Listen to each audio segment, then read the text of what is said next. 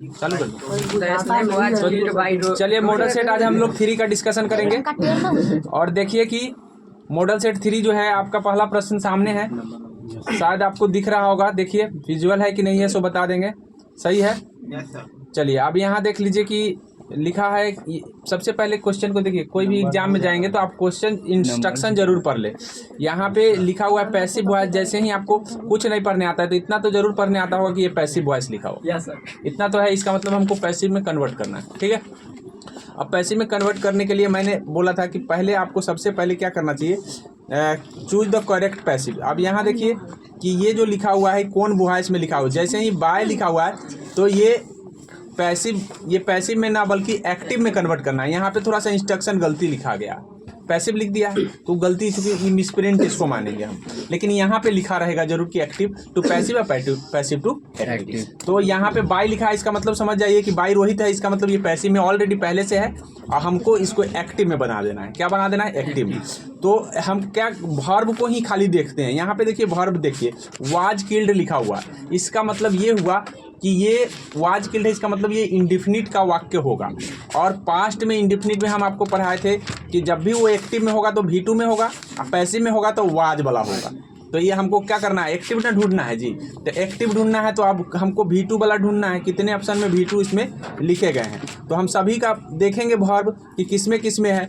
तो यहाँ भी V2 है, किल्ड लिखा हुआ है तो V2 है। ये किलिंग लिखा है तो V2 नहीं है, तो सर ये गलती हो गया, ये नहीं होगा मेरा आंसर। ठीक है, अब उसके बाद यहाँ किल लिखा है तो ये V1 है, इसीलिए यह गलती हो गया। चलिए आगे देखिए, हैव किल्ड लिख दिया है तो हैव हैज का प्रयोग तो परफेक्ट में होता है, हम बताए हैं, तो ये भी गलती हो गया। तो सर आंसर नहीं आ गया, आंसर एक ही सही होना चाहिए और वो है आपका ए।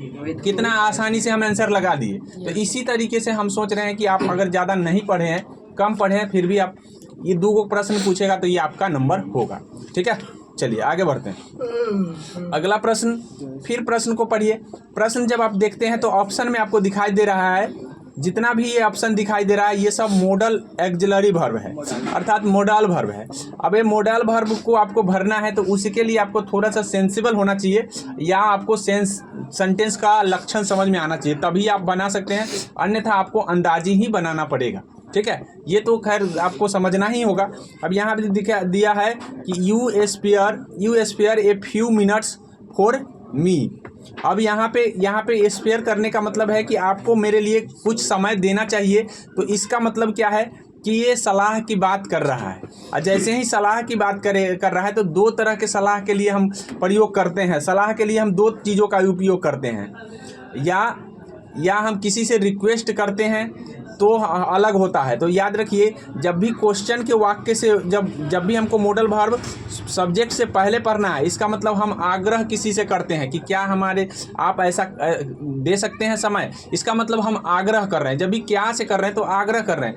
आग्रह करने के लिए आपको सलाह नहीं माना जाता है। ऐसी परिस्थिति में ये मस्ट और ये शुड भी नहीं होगा, क्योंकि सलाह के लिए हमको ये बीच में होना चाहिए। अब ये मस्ट और शुड हट गए और मे शब्द का यूज संभावना के लिए करते हैं कि जैसे वर्षा होने वाली है, इस तरह की संभावना हम व्यक्त करते हैं कि ऐसा होने वाला, वैसा होने वाला। तो संभावना तो यहाँ कर नहीं रहे, यहाँ तो हम किसी न किसी से आग्रह कर रहे हैं। तो कुड शब्द का यूज अच्छा होता है आग्रह करने के लिए। कैन का भी होता है, कुड का भी होता है, लेकिन कैन से भी अच्छा कुड होता है। जहाँ कैन और कुड दोनों आ जाए तो आपको कुड लगाना है। ठीक है, ये ध्यान रखना है। चलिए आगे बढ़ते हैं। अगला प्रश्न देखिए, अगला जितना भी ऑप्शन आपको दिख रहा है सिर्फ ऑप्शन देख लीजिए, ये सब वर्ब वाला है, सब वर्ब है। अब आपको टेंस आता होगा, थोड़ा बहुत ज्ञान होगा टेंस का, तो 100% की आप भर सकते हैं। अब जैसे ही ऑफेन शब्द लगा हुआ आप देखेंगे तो इसका मतलब क्या है कि वो इंडिफिनिट वाला वाक्य होना चाहिए। और इंडिफिनिट वाला वाक्य होने का मतलब है कि या तो V1 होना चाहिए, या नहीं तो V5 होना चाहिए, या नहीं तो पास्ट में होगा तो V2 होना चाहिए। तो सर अब हम V1, V5 और V2 में से ही ऑप्शन को ढूंढेंगे। V4 आ गया, गलती हो गया सर।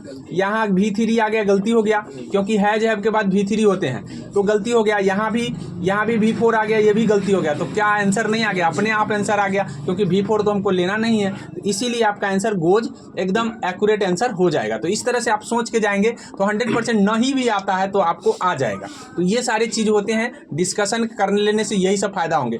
और जब हम आपका टेस्ट लेंगे तो आपको खुद पता चल जाएगा कि हमारा नंबर कैसे बढ़ गया। सर बताए हैं तो याद भी हो गया और साथ में हमको नंबर भी आ रहा है। तो इस तरह से आप सोचेंगे और वर्ब को भरने में वहाँ पे आपको आसानी होगा। ठीक है, 100% है कि 50 अंक के आपके ग्रामर पूछे ही पूछे जाएंगे, जिसमें से अगर मान लीजिए 25 भी बनाने में सफल हो जाइएगा तो उतना अंक तो बढ़ गया ना। इस तरह से होता है। तो इसलिए डिस्कशन को कम नहीं आकिएगा, उसको बार बार देखने का प्रयास कीजिएगा।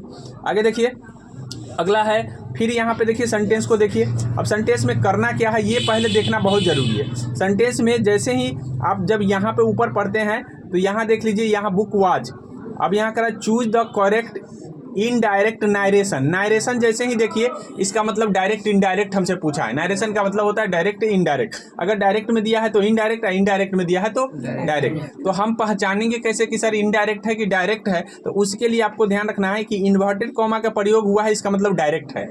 इन्वर्टेड कॉमा आएगा अगर सेंटेंस में तो वो डायरेक्ट है, और इसमें इन्वर्टेड कॉमा नहीं आया, इसका मतलब ये इनडायरेक्ट है, हमको डायरेक्ट में बदलना है। अब डायरेक्ट से इनडायरेक्ट में बदलना है तो आप कैसे इनडायरेक्ट? तो सारे ऑप्शन में इनडायरेक्ट किया हुआ है, क्योंकि जितना भी ऑप्शन आपको इनडायरेक्ट वाला ही है।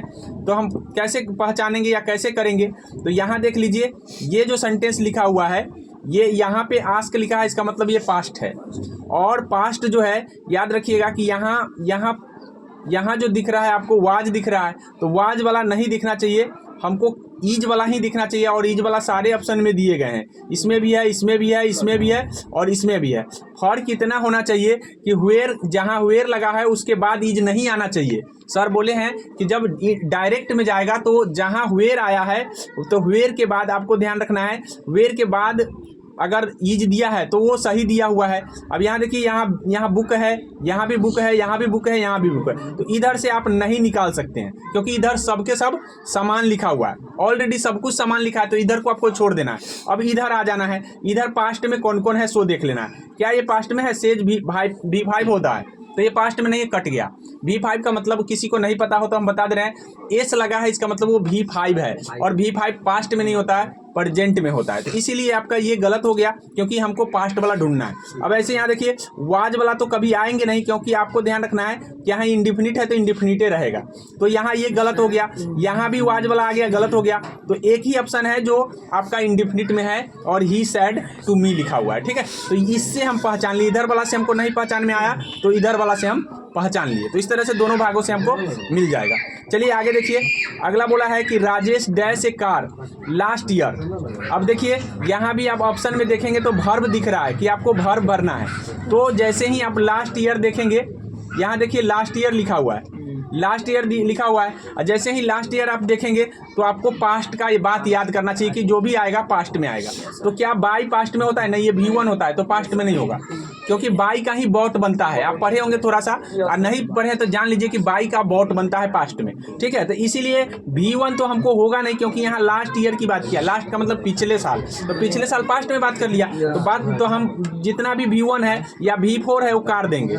तो आप देख लीजिए जब काटेंगे तो आपको क्या बच जा रहा है। यहाँ देखिए, फ्यूचर तो कभी होगा ही नहीं, ई भी नहीं होगा, ई भी नहीं होगा, तो जब नहीं होगा तो हाँ वाला तो अपने आप आ जाएगा आंसर। आगे कि नहीं आगे बॉट हो जाएगा इसका आंसर राइट। तो इस तरह से हम ढूंढ करके बनाएंगे, और प्रयास करेंगे कि घर पे ऐसे ही सोचने का, ऐसे सोचते सोचते आपका आदत हो जाएगा, और एग्जाम में जा करके वो सही हो जाएगा। हमको एग्जाम में तक काम करना है, इसीलिए ध्यान रखिए कि बार बार मोर देन जितना बार हो सके डिस्कशन को देखिए। देखेंगे तो 100% है कि 5 प्रश्न का अगर फायदा हो जाएगा तो 5 अंक बढ़ते हैं, 5 अंक से बहुत कुछ होता है, इसलिए जान लीजिए। आगे देख लीजिए, आगे बोला है राजेश डैश, ये तो हो गया। अब क्या है? अब यहाँ पे देखिए क्या लिखा हुआ है, यहाँ पे भी वर्ब ही लिखे हुए हैं सारे, और क्या भरना है यहाँ दिया हुआ है, my shoes were so tight that I could not hardly walk. अब यहाँ पे क्या करना है? Choose the correct meaning of the underline. ठीक है, अब यहाँ पे अंडरलाइन यहाँ दिया हुआ है, देख लीजिए, यहीं पर ना दिया है अंडरलाइन। अंडरलाइन का मतलब है नीचे से घेरा, तो नीचे से लाइन खींच दिया, उसको कहते हैं अंडरलाइन। तो अंडरलाइन यहाँ किया है, बोला कि टाइट का सही मीनिंग क्या होगा। ठीक है, आई कुड हार्डली वॉक, मतलब चूज द करेक्ट अंडरलाइन, मतलब करेक्ट मीनिंग क्या होगा, टाइट का मीनिंग क्या होगा, लूज होगा, स्लेक होगा, क्लोज फिटिंग होगा या रिलैक्स होगा। ठीक है, तो अब यहाँ देख लीजिए कि कौन सा मीनिंग यहाँ पे सही होने वाला है, टाइट का मीनिंग कौन सा होगा सही। तो इसमें जो है आपको ध्यान रखना है कि टाइट का मीनिंग लूज तो होगा नहीं, लूज टाइट अलग एक दूसरे के अपोजिट है, अपोजिट है कि नहीं है। तो लूज तो हमको देख पढ़ने से पता चल रहा है कि लूज नहीं होगा। अब उसके बाद है रिलैक्स का मतलब है आरामदायक होता है, तो टाइट का मतलब आरामदायक थोड़ी ना होगा। तो इसीलिए दो को ऑप्शन तो आपको ऐसे ही कट गया। अब दो को 50-50 आ गया आपको कि हाँ सिलेक्ट भरे कि हम क्लोज फिटिंग भरे। तो क्लोज फिटिंग का मतलब होता है कि एकदम बहुत ही टाइट हो, मतलब क्लोज फिटिंग का मतलब इतना फिटिंग है कि समझो एकदम टाइट है, उसको हम क्लोज फिटिंग कहते हैं, मतलब बहुत नजदीक फिटिंग है। तो नजदीक फिटिंग हो गया इसका मतलब टाइट हो गया, तो टाइट हो गया तो इसलिए आंसर हो जाएगा आपका बी। तो नहीं भी आता है तो पढ़ने अगर आएगा तो 100% बन जाएगा, याद रखेंगे। चलिए आगे देख लीजिए, अगला बोला है चूज द करेक्ट सेंटेंस। अब सेंटेंस में ऐसे सेंटेंस को चुनने के लिए आपको ध्यान है, या तो वर्ब से गलती दे देगा या तो आपको प्रीपोजिशन से गलती दे देगा, मतलब कोई भी पार्ट से गलती दे सकता है। तो ये आपको मीनिंग चुनने वाला में देख लीजिएगा कि अगर प्रीपोजिशन से या ऐसे ही सेंटेंस अगर आ गए तो बनेगा, नहीं सेंटेंस आया तो आपसे नहीं बनने वाला है, क्योंकि पूरा ग्रामर के जिसको रूल मालूम है वही पकड़ सकता है गलती को वही पकड़ सकता है जो जानकार है, और जो जानकार नहीं वो गलती को क्या पकड़ेगा जी, वो तो अंदाजा लगाएगा। तो अंदाजा लगाएंगे ऐसे, अगर प्रीपोजिशन या कोई भी चीज से गलती होगा, यहाँ जो गलती किया हुआ है वही चीज अगर आ गया तो फायदा हो जाएगा। तो देखिए यहाँ पे क्या गलती हो सकता है, यहाँ पे जो गलती है देख लीजिए क्या गलती है। यहाँ पहला सेंटेंस देख लीजिए लिखा हुआ है, ये सही है, ठीक है। दूसरा सेंटेंस भी लिखा हुआ है, ये my sister is a poet and the philosopher, ये भी सही है। My sister is a poet and A philosopher, ये सही है। और यहाँ पे लिखा है my sister is a poet and, एक मिनट सही नहीं है, एक मिनट कहने का मतलब है कि सारे गलती है, एक सही है। अब कैसे गलती हो गया सो हम बता दे रहे हैं। ये गलती जो है ना आर्टिकल से लिया गया है, आर्टिकल तो आपको आसानी से आता है। आर्टिकल से क्या गलती है कि यहाँ द पोएट और द फिलोसफर, जब दोनों जगह द लग गया इसका मतलब दूगो का बात हो गया। हम पढ़ाए थे जब आर्टिकल तो बताए थे कि जब दोनों जगह द लगा है इसका मतलब दो व्यक्ति का बात है। सर जब दो व्यक्ति का बात हो तो ईज कभी नहीं लगा सकते, उसके साथ आर लगाएंगे। क्या लगाएंगे? आर। और यहाँ पे सिस्टर्स लिखेंगे, क्या लिखेंगे? सिस्टर्स, इसीलिए वो गलत हो गया, आर्टिकल से गलती। अब यहाँ पे देखिए इसमें भी दोनों जगह आर्टिकल लगा दिया, तो दोनों जगह आर्टिकल लगा इसका मतलब दो व्यक्ति की चर्चा है, तो यहाँ भी वही कंडीशन होगा, यहाँ आर होना चाहिए था और यहाँ पे एस लगना चाहिए। अब यहाँ जस्ट लाइक उसी तरीके से यहाँ भी आर्टिकल लगा हुआ है दोनों जगह, जहाँ दोनों जगह आर्टिकल लगा हुआ है इसका मतलब सर वहाँ आर होना चाहिए। क्या होना चाहिए? आर। तो आर सब में गलती कर दिया है, आर ना दे करके एक सही कर दिया है कि लीजिए यहाँ पे एक ही जगह हम आर्टिकल लगाए हैं। एक आर्टिकल लगाने का मतलब एक ही व्यक्ति है जो पोएट भी है और फिलोसफर भी है। तो इस बात को ध्यान अगर रखेंगे कि एक जगह आर्टिकल लगने का मतलब वो सिंगुलर हो गया, और सिंगुलर हो गया, सिंगुलर के लिए ईज लगाते हैं। क्या लगाते हैं? ईज। तो यहाँ पे गलती क्या चीज से बनाया है? वर्ब से भी और आर्टिकल से भी, मतलब वर्ब और आर्टिकल को जोड़ के गलती बनाया है। तो ऐसे गलती आपके एग्जाम में अगर दिख जाए तो आसानी से आप पकड़ सकते हैं, ठीक है। अगर यही चीज मान लो कि ये सेंटेंस ना रहे, दूसरा सेंटेंस कोई दे तो क्या नहीं पकड़ लेंगे? 100% हम पकड़ लेंगे।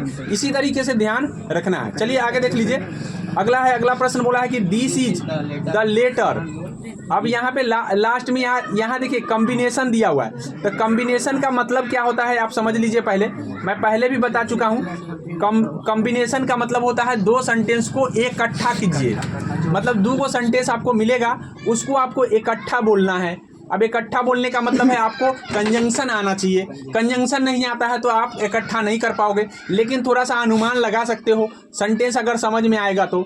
दिस इज द लेटर कह रहा है कि वही लेटर है, सोहन रोट इट, जो सोहन लिखा है, ये वही लेटर है जो सोहन लिखा है। तो अब ऐसे के लिए हम कौन सा कंजंक्शन लगाएंगे?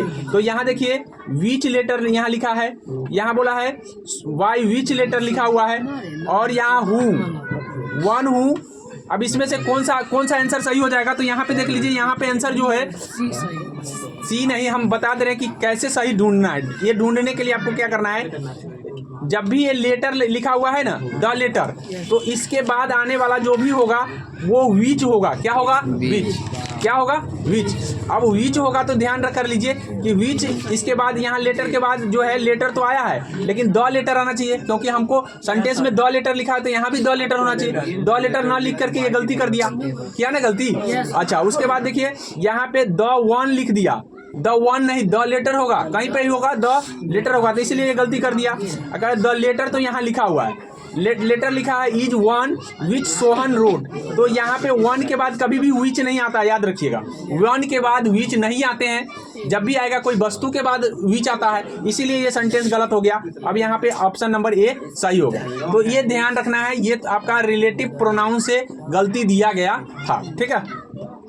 आगे देख लीजिए, I have a lot of work, I have a lot of work. अब यहाँ पे देखिए एट टाइम्स लिखा हुआ है, टू इंड टू लिखा हुआ है, एट एनी रेट लिखा हुआ है, एट द बेस्ट लिखा हुआ है।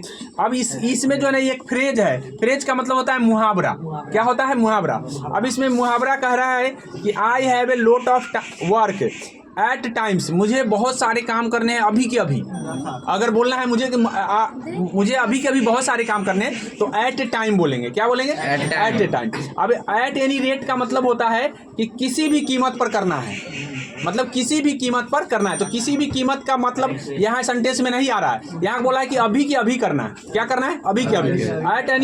एट एनी रेट का प्रयोग कहाँ करते हैं? जहाँ किसी ने आदेश दिया है तो हर हाल में करना है, तो उसको एट एनी रेट कहेंगे। क्या कहेंगे? Eight any rate. तो एट एनी रेट हमको बताता है कि किसी भी कीमत पर, और एट टाइम का मतलब अभी के अभी। तो यहाँ पे अभी के अभी ज्यादा बेटर होंगे। सेंटेंस मतलब भरने का मतलब सेंस के अकॉर्डिंग यहाँ एट टाइम सही हो जाएगा, इसलिए ये आंसर सही हो गया। चलिए आगे देख लीजिए, what is he angry.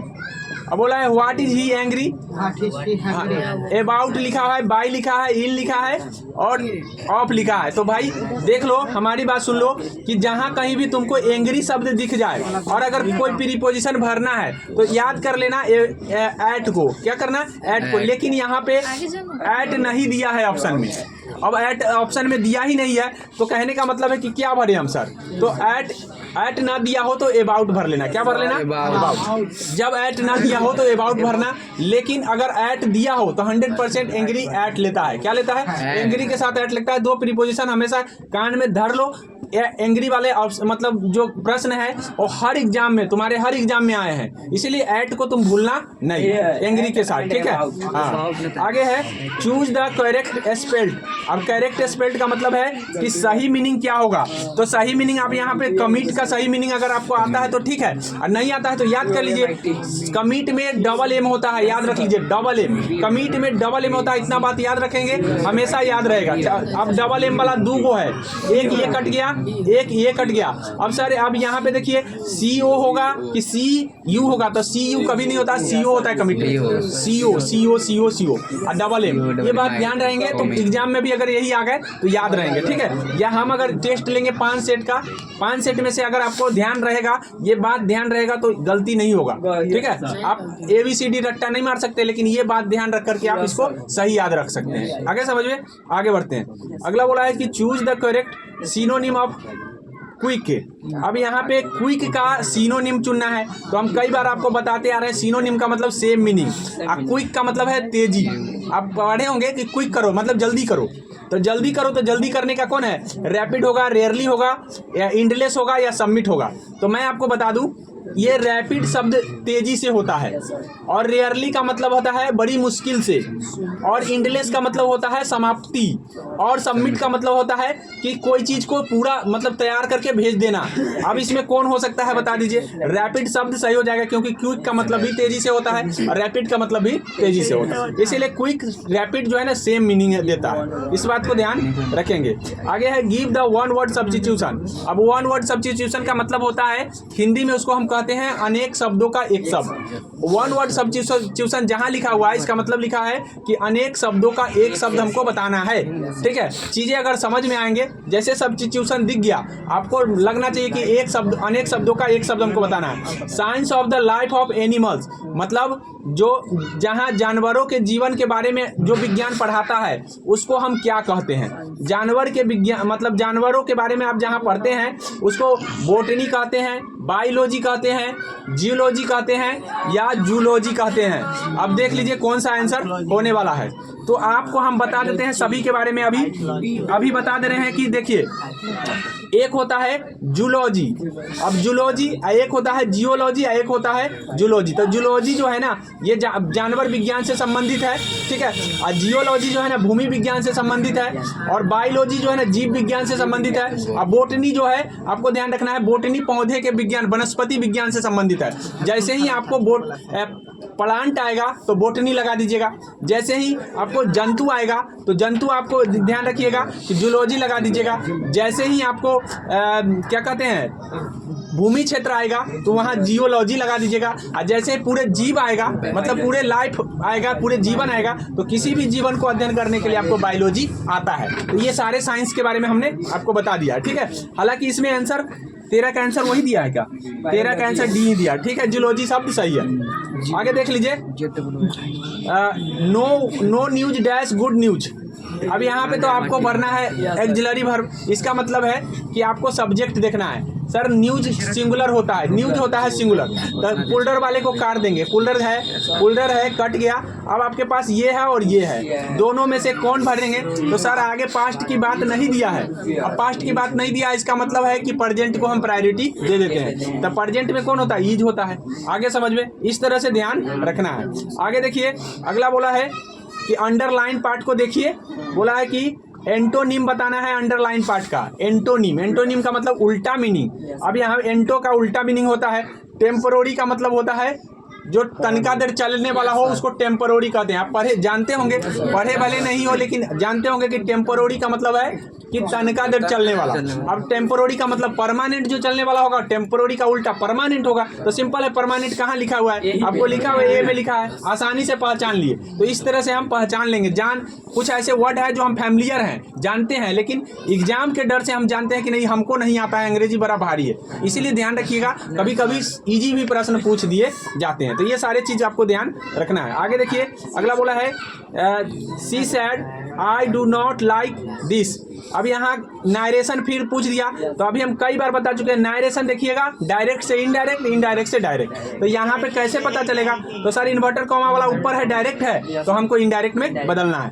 Indirect में बदलने के लिए आपको क्या करना होगा? यहाँ का वर्ड देखना होगा। देखिए यहाँ का वर्ड सैड लिखा हुआ है, इसका मतलब पास्ट है। अब अंदर में क्या है? प्रेजेंट है। डू लिखा है, इसका मतलब प्रेजेंट है। तो अंदर अब प्रेजेंट है, जब ये डायरेक्ट से इनडायरेक्ट होगा तो वो प्रेजेंट इंडिफिनिट पास्ट इंडिफिनिट में बदल जाता है। याद रखिएगा, प्रेजेंट इंडिफिनिट पास्ट इंडिफिनिट में बदल जाता है, अर्थात जहां डू है वहां डीड आ जाएगा, जहां डू है वहां डीड आ जाएगा। अब जहां डू है वहां डीड आ जाएगा, तो कितने ऑप्शन में आए हुए हैं देख लेते हैं। इसमें नहीं आया है, इसमें भी नहीं आया है, और इसमें भी नहीं आया है, मात्र एक ही में आया है डीड। तो आंसर आपके सामने आ गया। ये बात अगर आपको मालूम होता तो आप भी सही से लगा सकते हैं। तो इतना बात आपको ध्यान रख लेना है, कब तक? एग्जाम तक, ठीक है। आगे देखिए यहाँ बोला है कि चूज द करेक्ट स्पेल्ड, मतलब करेक्ट स्पेल्ड का मतलब है सही मीनिंग। सही मीनिंग कौन सा होगा ये देख लीजिए। टूथ हेच लिखा हुआ है, तो कौन सा आंसर सही हो जाएगा? तो इसका आंसर जो है आपको ध्यान रखना है, इसका आंसर सी वाला सही है, ठीक है। टूथ हेच होता है मतलब दांत दर्द को हम टूथ हेच बोलते हैं। याद रखिएगा कि दांत टूथ हेच, कभी कभी ऑप्शन में टीथ हेच भी आ जाएगा। क्या आ जाएगा? टीथ हेच। तो सब दांत एक साथ नहीं दर्द करते हैं, कभी भी एक दांत एक साथ दर्द करता है, अर्थात इसीलिए हम टूथ हेच लिखते हैं। तो इसका मतलब हो जाएगा टूथ हेच जो है दांत का दर्द होता है, ध्यान रखेंगे। इसका आंसर सही मीनिंग दिया हुआ है सी वाला, ठीक है।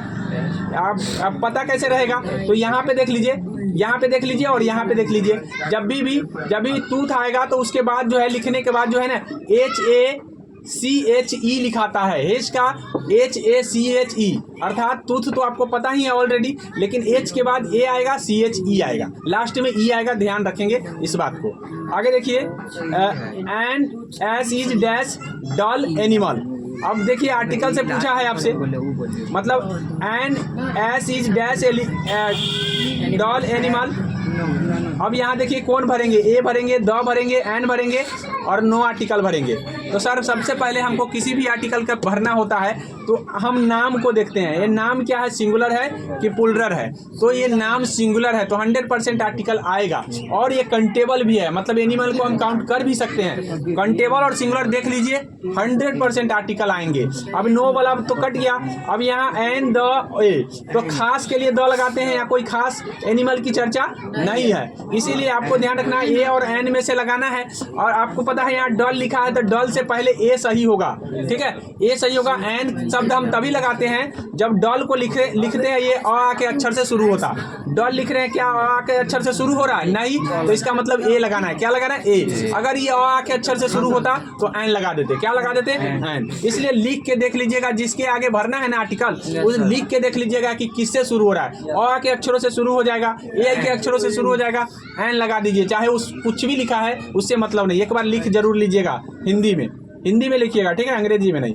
आगे देखिए, बोला है all that books on that shelf dash to me. अब यहाँ है बिलोंग लिखा हुआ है, बिलोंगिंग लिखा हुआ है, बिलोंग्स लिखा हुआ है और बिलोंग लिखा हुआ है। तो यहाँ पे देख लीजिए, यहाँ पे बिलोंगिंग हो जाएगा, ठीक है, क्योंकि ऑलरेडी सेल्फ लिखा हुआ है तो यहाँ बिलोंगिंग शब्द सही हो जाएगा। नहीं बिलोंग V1 होगा। देखिए यहाँ देखिए, भी वर्ब के बाद जो है ना हमेशा टू आता है, यहाँ पे आ जाएगा बिलोंग, तो बिलोंग शब्द ए सही हो जाएगा। आगे देखिए, choose the correct sentence.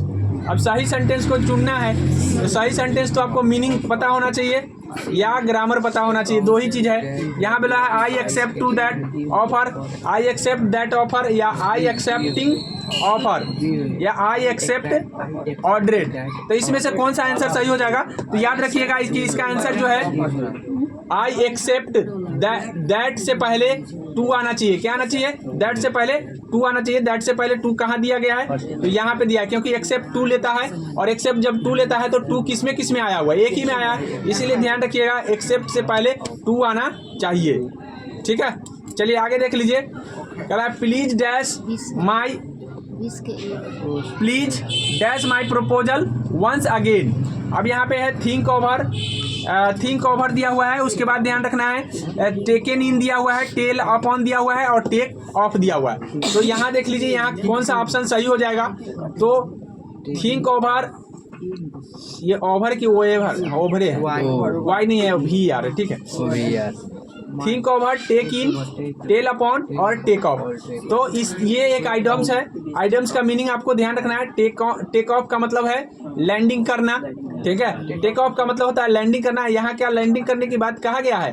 Proposal once again, मतलब अगेन में किसी भी चीज को मतलब अगेंस्ट करने के लिए ओवर करेंगे। क्या मतलब? पूरे के पूरे किसी का अगेंस्ट होगा तो पूरे रूप से अगेंस्ट होगा, तो ओवर शब्द सही होगा। ये आइटम्स आपको ध्यान रखना है। आइटम्स में कोई ट्रिक या कोई भी तरीके का आपको नहीं मिलेगा, आपको याद ही रखना पड़ता है, याद रखेंगे। आगे है he is sympathetic dash the poor. अब यहाँ किसी के प्रति अगर आप कोई काम कर रहे हैं तो इसका मतलब टू लगाना है। किसी के प्रति मतलब के प्रति के लिए आपको टू लगाना है। जैसे कह रहा है वो सिंपैथेटिक है, किसके प्रति? तो गरीबों के प्रति।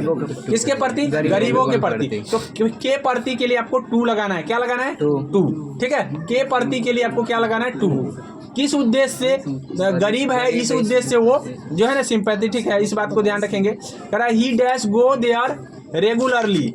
अब यहाँ पे देखिए, यहाँ आ गया है आपका मॉडल ऑक्सिलरी वर्ब। तो रेगुलरली शब्द हमको ये बताता है कि हैबिट है इसका, ठीक है। रेगुलरली शब्द हमको ये बताता है कि ये इसका हैबिट है। असल हैबिट जब पता चले ना तो आंख में उनके यूज टू लगा देना। क्या लगा देना? Use to. याद रखना, कभी भी यूज टू के बाद V1 ही आते हैं, इसीलिए ध्यान रखेंगे कि किसी के पास अगर रेगुलरली आदत है तो यूज टू का प्रयोग हम करते हैं। यूज टू यहाँ पे सही हो जाएगा, इस बात को ध्यान रखेंगे। बोला है he work satisfied me. Choose the passive voice. अब आप लोग खुद से एक बार हमको ये बताइए कि इसका पैसिव क्या होना चाहिए। एक बार जल्दी, हम 2 मिनट का समय, 1 मिनट का समय दे रहे हैं, फटाफट, क्योंकि हम बता चुके हैं, कई बार बता चुके हैं पैसिव वॉइस में क्या होना चाहिए। आंसर देख के नहीं बताना है, ठीक है।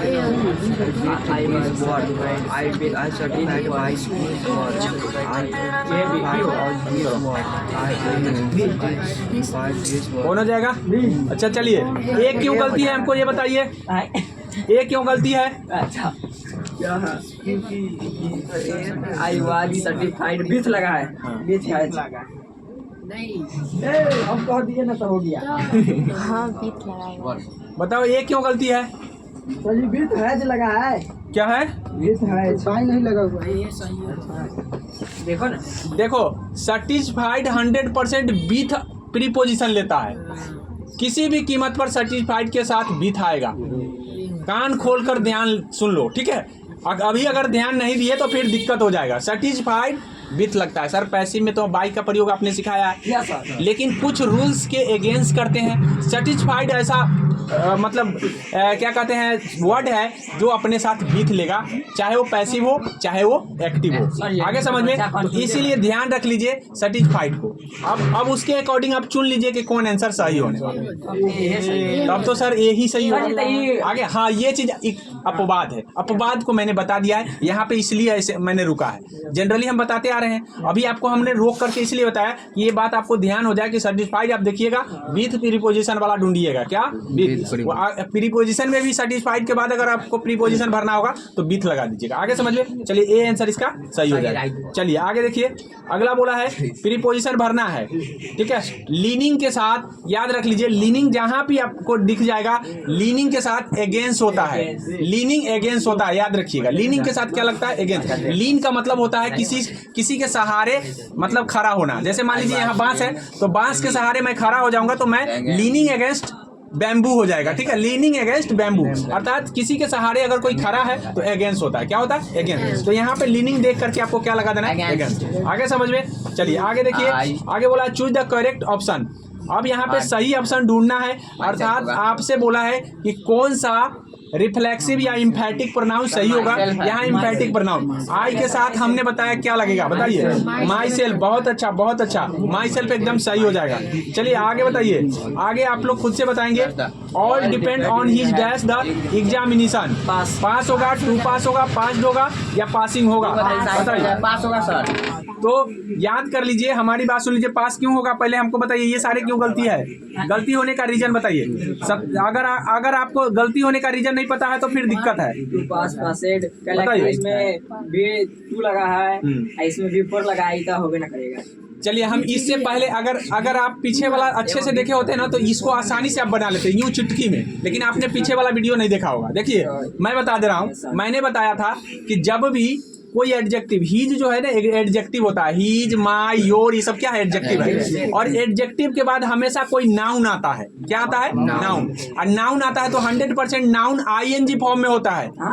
100% आईएनजी फॉर्म में ही ये नाउन होते हैं। वर्ब का आईएनजी फॉर्म नाउन होता है, वर्ब का आईएनजी फॉर्म नाउन। तो सर एडजेक्टिव किसके पहले आता है? नाउन के पहले आता है। तो यहाँ पे इसमें नाउन कौन है? एक को तो मात्र दिख रहा है।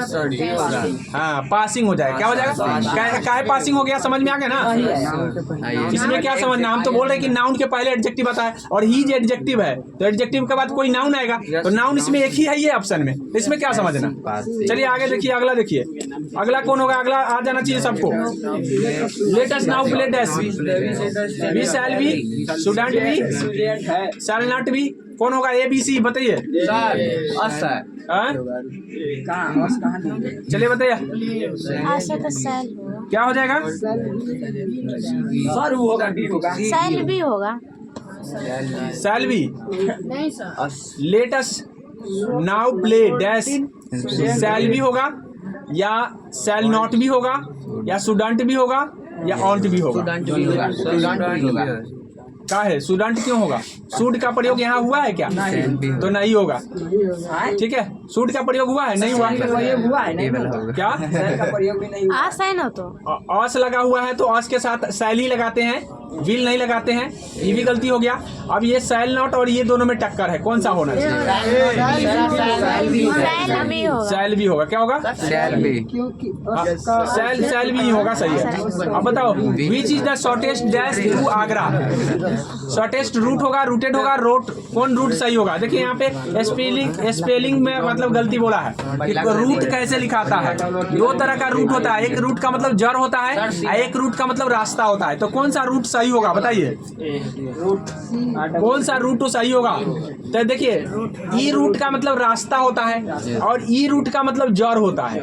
ठीक है, दो रूट होते हैं, एक जड़ वाला जैसे पौधा का जड़, उसको रूट कहते हैं, और एक होता है रूट माने रास्ता का, इस रूट से चले जाओ, नहीं सुने हो, तो इसका मतलब वो रास्ता वाला रूट हुआ। तो रास्ता वाला रूट ये दोनों है, तो ये इसलिए यहाँ रास्ते की बात ना किया है, आगरा का रास्ता बोला है ना, इसलिए ये दोनों तो गलत हो गया। अब आपके पास कौन दो गो बच गया, रूटेड हो जाएगा या रूट हो जाएगा। तो याद रखिएगा रूटेड होगा, रूटेड रूट नहीं होगा, रूटेड क्या होगा, rooted. Which is the shortest rooted, ठीक है, टू आगरा, ठीक है, ये याद रखिए क्योंकि यहाँ एडजेक्टिव लगने वाला है। चलिए आगे देखिए, there dash been a steep rise in price, choose the correct option. अब यहाँ पे सही ऑप्शन ढूंढना है, देख लीजिए यहाँ ऑप्शन में दिया है इज, हैज, दोनों क्वेश्चन देख लीजिए कौन होगा, बताएं जल्दी।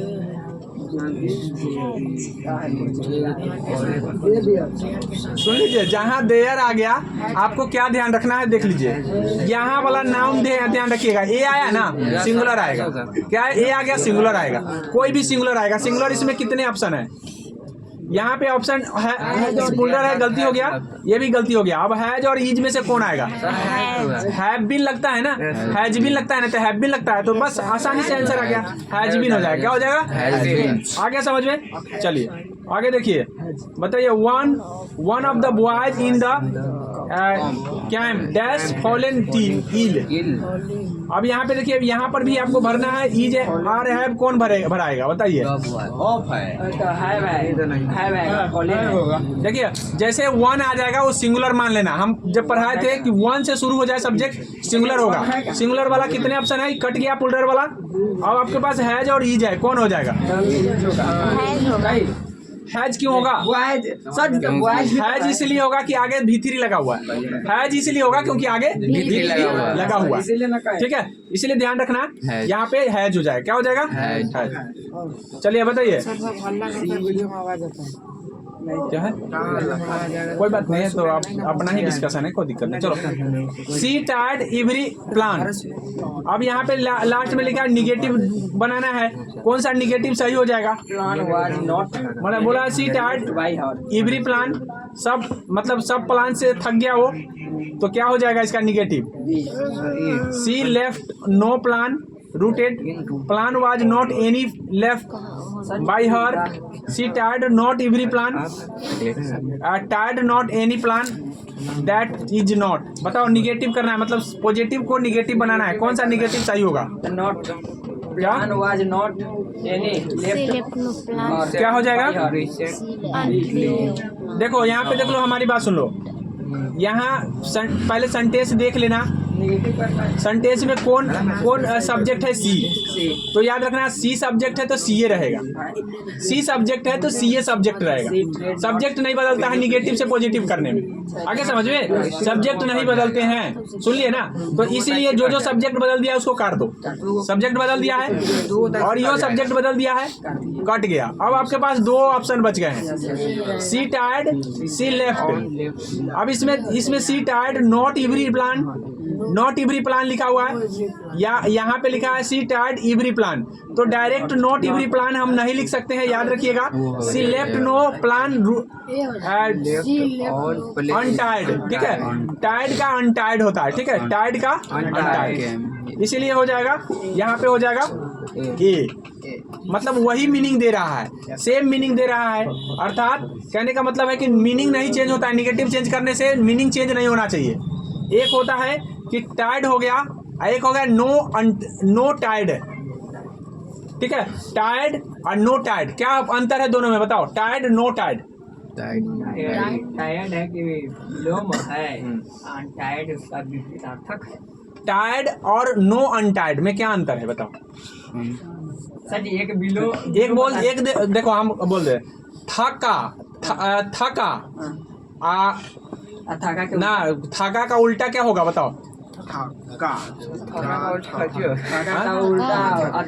का उल्टा क्या हो, थाका का उल्टा मतलब कहने का मतलब है कि स्फूर्ति वाला होता है, थका और तेज, मतलब कहने का मतलब है ऊर्जावान, थका और ऊर्जावान। तो थका और ऊर्जावान में हम लिख दिए, एक बार बोल दिए कि थका है और ऊर्जावान नहीं है, तो इसका मतलब थका है।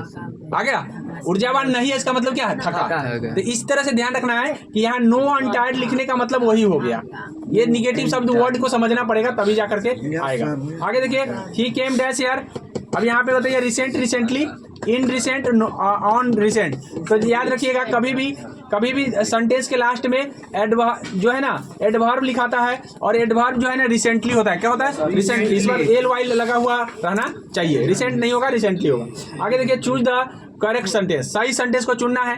Belongs from Bihar, Mohan teaches biology, we reach school at 10. बताइए कि इनकरेक्ट ढूंढना है, मतलब सब सही होगा एक गलती होगा, सब सही होगा एक गलती होगा, गलती वाला को ढूंढना है। सी वाला मतलब we reach school at time. इसी में क्या गलती लग रहा है बताओ भाई, गलती क्या लग रहा है बताओ, एट टाइम क्या गलती लग रहा है। We reach school at 10 AM। तो जब 10 AM लिख दिया है तो एट लिखने की जरूरत नहीं है। आगे समझ में, इसीलिए वहां पे ये गलती हो गया। आगे यहाँ ये सही था, ये भी सही था, ये भी सही था, टोटल सही थे। आगे बताओ, sugar is dash in water, dissolve होगा, हैज डिसॉल्व होगा। तो याद रखिएगा, जो बात सत्य है, सत्य बात के लिए प्रेजेंट का प्रयोग करते हैं, लेकिन यहाँ पे प्रेजेंट कितने ऑप्शन में दिए गए हैं बताओ, कितने ऑप्शन में है, 2। डिसॉल्व और डिसॉल्व दोनों तो सेम ही लिखा है, जो डिसॉल्व डिसॉल्व होगा, दोनों में से कोई हो जाएगा। ये होगा, दोनों सेम दिए, डिसॉल्व है, क्या हो जाएगा, हाँ तो दोनों सेम ही है सर जी, दोनों लगा दीजिए ना। चलिए ना आगे बढ़िए, चलिए आगे बढ़ते। काहे लगा दी हमने, सी क्यों लगा दी समझ गया सर।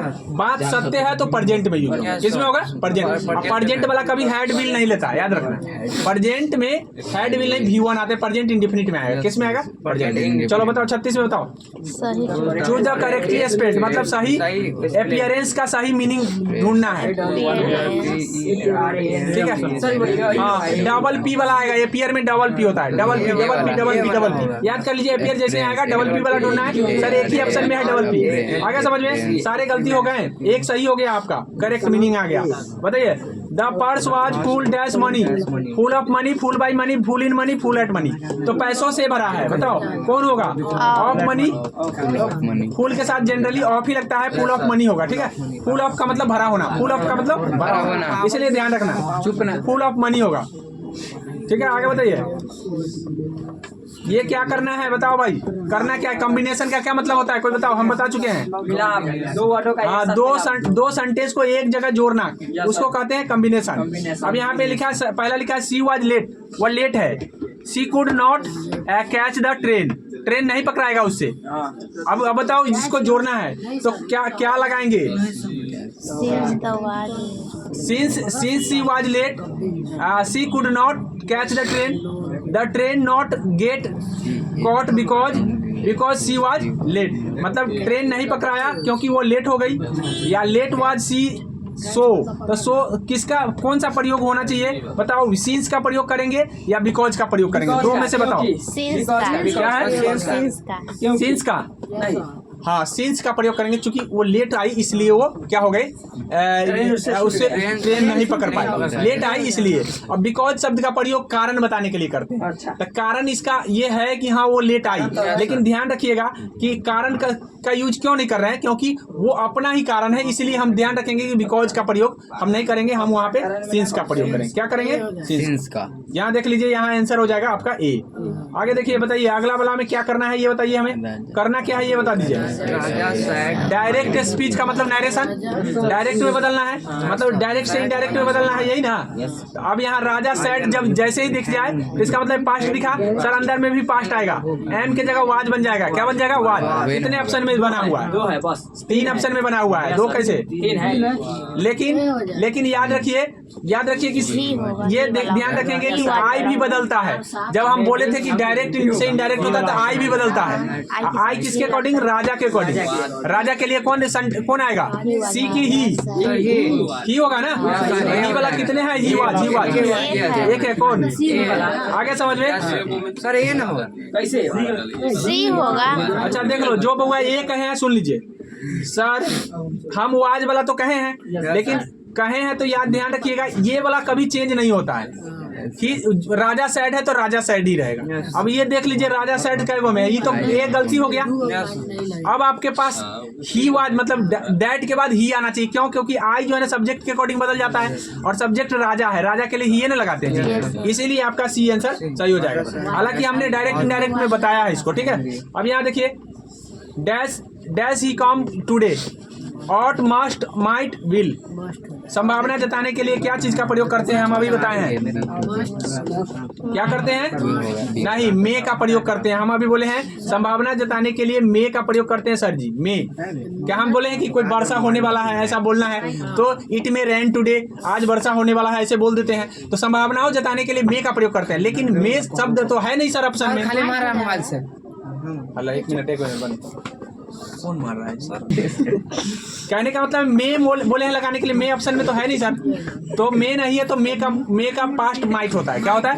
बस माइट लगा के निकल लीजिए। आगे समझ में? तो संभावना कैसे पता चला कि सर संभावना है?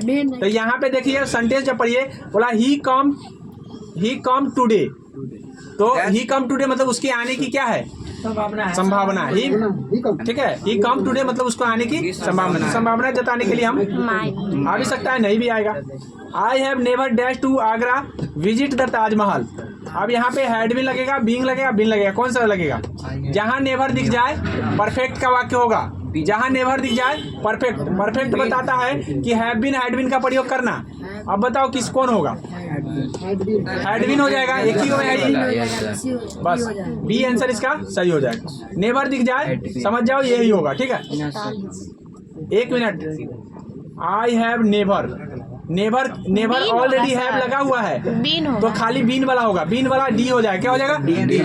यहाँ हैड भी नहीं होगा बुआ। क्यों नहीं हुआ? क्योंकि ऑलरेडी हैव लगा हुआ लगा है ना, इसीलिए ध्यान रखना, चक्कर नहीं खाना थोड़ा। आगे देखो, she return to the dash accident. Seen होगा, सिंक होगा, सिंस होगा, सीन होगा। कौन होगा? She returned to the dash और डैश। अब यहाँ पे जो भी भराएगा नाम भराएगा बुआ। ऑफ आया, ऑफ से पहले प्रीपोजिशन से पहले नाम भराता है। और नाम इसमें नाम का सीन का मतलब गाना होता है। गाना कभी नाम होता है? नहीं होता है। सीन का मतलब देखना कभी नाम होता है? नहीं। तो दो को तो गलती हो गए सर, ये दोनों भार्ब है। अब यहाँ पे सीन है और सीन है, दो को सीन है। तो ई सीन का मतलब दृश्य होता है। क्या होता है? दृश्य का नाम है। ई सीन का मतलब SCENE का मतलब दृश्य हुआ। SEEN का मतलब देखना हुआ। तो देखना नहीं होगा, दृश्य होगा। क्या होगा? दृश्य। तो सी आंसर सही हो जाएगा। नाम इसमें यही है। आगे समझ में? सीन का मतलब है पाप करना होता है, ठीक है। सीन का मतलब पाप करना। तो इस तरह से ध्यान रखना, सब वर्ब थे, एक ही नाम थे। आगे देखिए, चूज द करेक्ट सेंटेंस। अब सही सेंटेंस को ढूंढना है। अब हमको पूरा ग्रामर तो आता नहीं है, लेकिन हम सेंटेंस पढ़ेंगे जबरदस्ती और पहचानेंगे। बताओ, तुम लोग पढ़ के बताओ कि कौन गलती हो सकता है। अंदाजा लगाओ एक बार पढ़ के, जल्दी कम ऑन, जल्दी करो।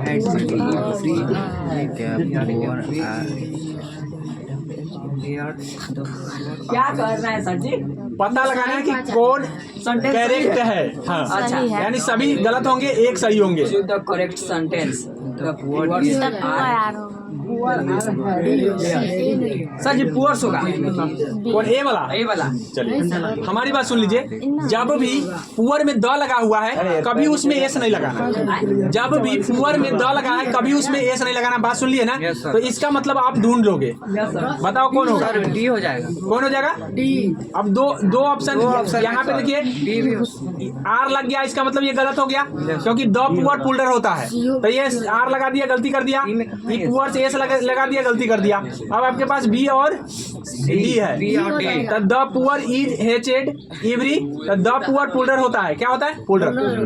इज लगा दिया, गलती कर दिया, इज लगा के गलती, तो आंसर हो जाएगा बी। कौन हो जाएगा? बी। चलो बताओ आगे कौन सा प्रीपोजिशन बनाएगा? In, on, at, for. I think she spent the entire afternoon dash the phone. बताओ 44 नंबर बता दो जल्दी, क्या हो जाएगा? क्यों ऑफ क्यों होगा?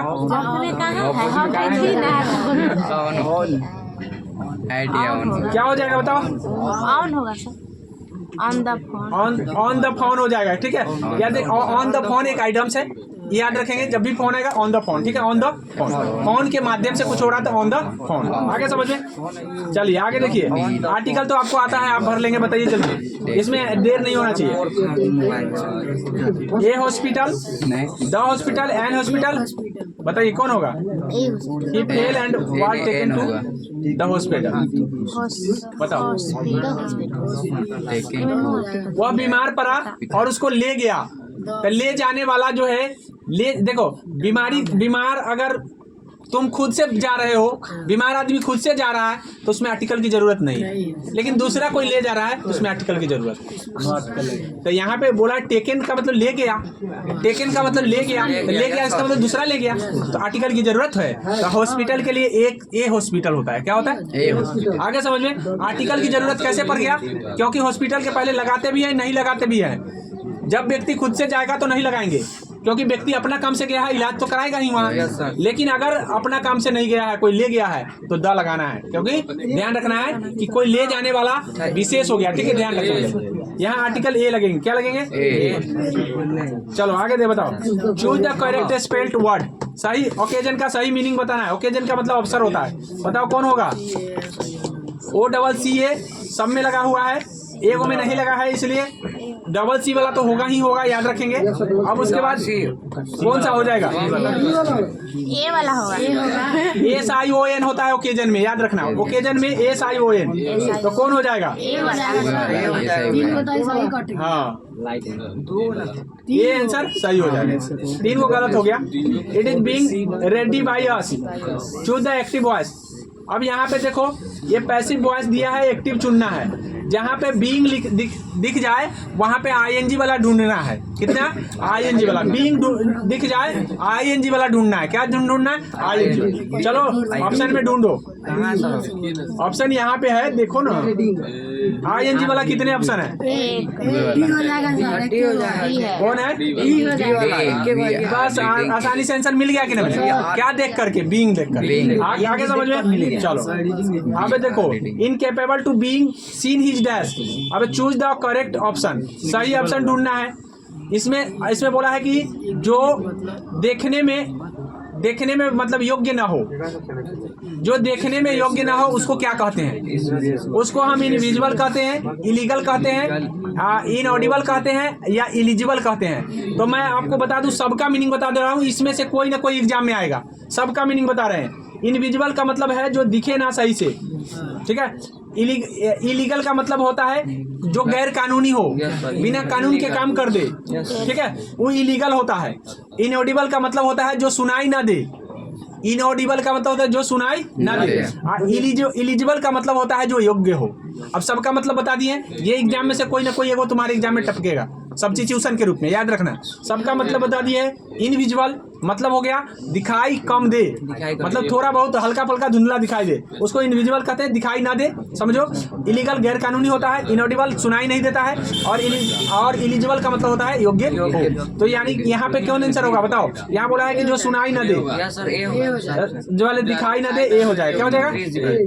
चलो, the synonym of peace. Peace का मतलब क्या होता है? पीस का मतलब क्या होता है? शांति। पीस का मतलब होता है शांति, लेकिन पीस का मतलब टुकड़ा भी होता है। अगर पीस का मतलब शांति भी होता है, पीस का मतलब टुकड़ा होता है। लेकिन जब भी पी के बाद आई लगा हो तो वो टुकड़ा वाला होगा, और पी के बाद ई लगा हो तो वो शांति वाला होगा। अब शांति का मतलब होगा उसका सिनोनिम बताना है, तो किसका मतलब शांति? रैपिड का मतलब अभी बताएं तेज होता है, क्वाइट का मतलब होता है शांत होता है, जर्नी का मतलब रास्ता होता है, और रिस्टोर का मतलब पुनः करना। क्या हो जाएगा? क्वाइट हो जाएगा। क्या हो जाएगा? शांत होना, ठीक है। आगे देखो, cake are made by her every Sunday. Choose the active voice. Active voice जब चुनना होता है तो आपको क्या पैसिव वाला को सही से देखना पड़ता है। अब यहाँ पे देखिए आर लगा हुआ है, क्या लगा हुआ है आर। इसका मतलब आर हमको ये बताता है कि वो प्रेजेंट इंडेफिनिट का वाक्य होगा। किसका वाक्य होगा? ठीक है, आर के बाद V3 आ गया, इसका मतलब प्रेजेंट इंडेफिनिट का वाक्य होगा। अब इस इंडेफिनिट का मतलब हो गया या तो V1 लगा होना चाहिए नहीं तो V5। कितने ऑप्शन में आए हैं, V1 या V5 बताइए? V1 या V5 कितने ऑप्शन में आए हैं? अब यहाँ पे देख लीजिए केक्स मेक दिया हुआ है तो कभी भी जो सेंटेंस शुरू होता है वो तो खैर होता नहीं है, अर्थात पैसिव में ऑब्जेक्ट की जगह सब्जेक्ट है, सब्जेक्ट की जगह ऑब्जेक्ट। तो ठीक है, तो एवरी संडे बोला है, एवरी संडे तो होगा नहीं क्योंकि एवरी संडे यहाँ ऑब्जेक्ट नहीं है, यहाँ हर ऑब्जेक्ट है। क्या है? हर ऑब्जेक्ट। हर ऑब्जेक्ट है ना, तो हर ऑब्जेक्ट है, इसका मतलब क्या हो गया? हर का सी होता है। क्या होता है? सी। अब सी तो है नहीं ऑप्शन में किसी में, है कहाँ? अच्छा, सी मेक्स केक्स एवरी संडे है ना, बस लगा तो हो गया, ज्यादा कुछ ढूंढने की जरूरत। आगे समझ में, बस इतना ध्यान रखना है कि हमको ऑब्जेक्ट का सब्जेक्ट और सब्जेक्ट का ऑब्जेक्ट होता है तो वो ध्यान कर लेना, और नहीं तो बाद बाकी वर्ब का ध्यान कर लेना है, ये दोनों का ध्यान कर लेना। चलो आगे बताओ। द एंटोनिम बताना है मिलिट्री का। मिलिट्री का एंटोनिम क्या होगा? सिविल होगा। जो मिलिट्री में है, सेना में है, तो इसका मतलब सेना सिविल में है। क्या मिलिट्री का सिविल होता है, याद कर लेना, ये दोनों एक दूसरे के अपोजिट है। As dash me I will be happy to lend a hand, बताओ क्या हो जाएगा? In about four of. As in होगा, एज अबाउट होगा, फोर होगा, एज फोर होगा, बताओ कौन होगा? क्या हो जाएगा? For me. As for me I will be happy to, हाँ फोर हो जाएगा, सही है। यहाँ पे फोर होंगे सही, एज के साथ फोर लगते हैं, याद रखेंगे। I dash your offer accept, कौन मीनिंग सही है? एक्सेप्ट ये बोला, बी वाला। एक्सेप्ट बी वाला सही है। ठीक है, ये सारे ये इसके मीनिंग गलती है, मीनिंग गलती है, ये भी गलती है। ठीक है, will you give me dash sugar, will you give me dash sugar, बताओ। शुगर अनकंटेबल है कि कंटेबल? अनकंटेबल है कि कंटेबल, बताओ। शुगर क्या है, अनकंटेबल की कंटेबल? अनकंटेबल। तो अनकंटेबल के लिए कभी सॉम और मेनी नहीं आएंगे, सॉम और मेनी कंटेबल में आता है, याद रखना। तो आपको एनी और एनी भी कंटेबल में आता है, तो बस एक को बच गया, मच। आगे अनकंटेबल के लिए मच लगाते हैं, क्या लगाते हैं? मच। आगे समझ में, चलो। I have nothing dash to say, क्या हो जाएगा? बी हो जाएगा। नहीं सर, फादर होगा या फर्दर होगा या आइदर होगा? फर्दर हो। क्या हो जाएगा? I have nothing dash to say, क्या दिया? सस्सी दिया हुआ है, फर्दर ही होगा। इससे पहले मुझे कहने को कुछ नहीं था, इसका मतलब ये हो गया। ठीक है, फर्दर सही हो जाएगा।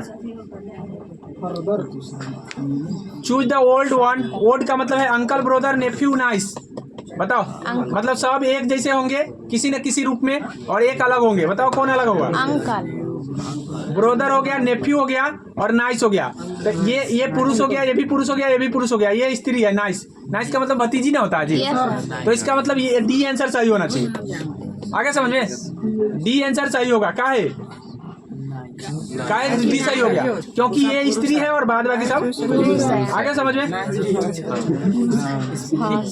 आगे देखिए। He hopes to join dash university soon, the university या ये यूनिवर्सिटी होगा?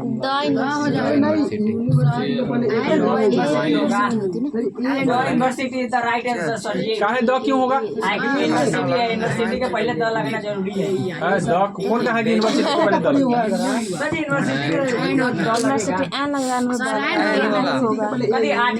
यूनिवर्सिटी के पहले ए लगता है, ये लगेगा नहीं। अरे यूनिवर्सिटी लिखो, यू से लिखा है, आगे के अक्षर से लिखा है, कहाँ लिखा है? यो से लिखा है, आगे अक्षर है, नहीं दिख रहा है? क्या कहें कि पहले लिख के देख लेना, उसके बाद करना।